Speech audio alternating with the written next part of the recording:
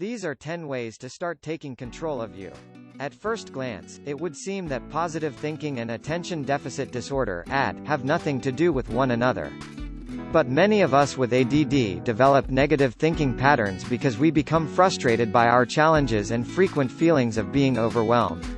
This negative outlook then makes it even harder for us to manage those challenges and move forward. Practicing positive thinking allows people with ADD to focus on our strengths and accomplishments, which increases happiness and motivation. This, in turn, allows us to spend more time making progress, and less time feeling down and stuck.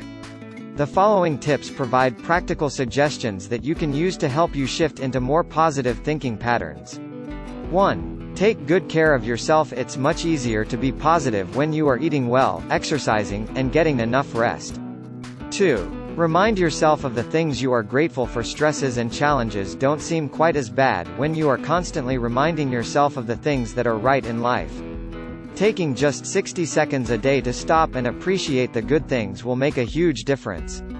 3. Look for the proof instead of making assumptions. A fear of not being liked or accepted sometimes leads us to assume that we know what others are thinking, but our fears are usually not reality. If you have a fear that a friend or family member's bad mood is due to something you did, or that your coworkers are secretly gossiping about you when you turn your back, speak up and ask them.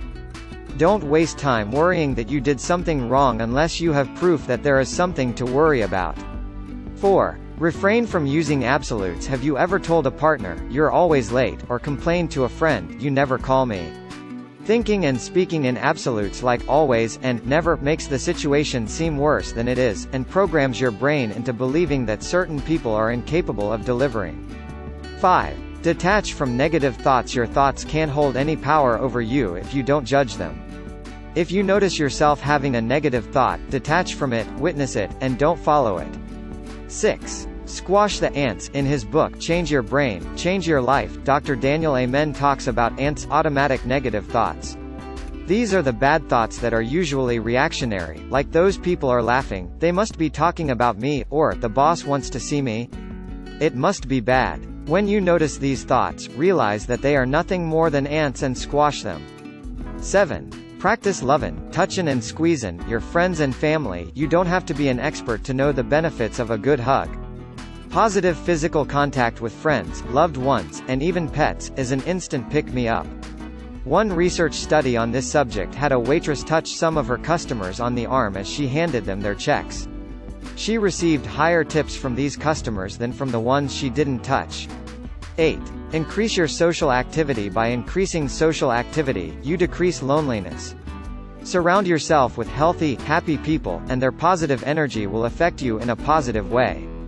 9. Volunteer for an organization, or help another person. Everyone feels good after helping. You can volunteer your time, your money, or your resources. The more positive energy you put out into the world, the more you will receive in return. 10. Use pattern interrupts to combat rumination. If you find yourself ruminating, a great way to stop it is to interrupt the pattern and force yourself to do something completely different. Rumination is like hyper-focus on something negative.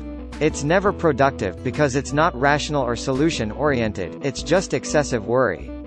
Try changing your physical environment, go for a walk or sit outside. You could also call a friend, pick up a book, or turn on some music. When it comes to the corporate world, protocol is pretty much the religion. To know the things needed to do are the basics of productivity, but interaction and having a steady mind makes up the entire thing to true productivity. There are those who seem to work well even under pressure, but they're uncommon ones and we are human and imperfect. To get these little things like stress under our skins won't solve our problems. Sometimes it takes a bit of courage to admit that we're turning to be workaholics than tell ourselves that we're not doing our best. Please do not forget to click on the subscribe button, and if you want to get notified when I upload a new video, click on the bell icon.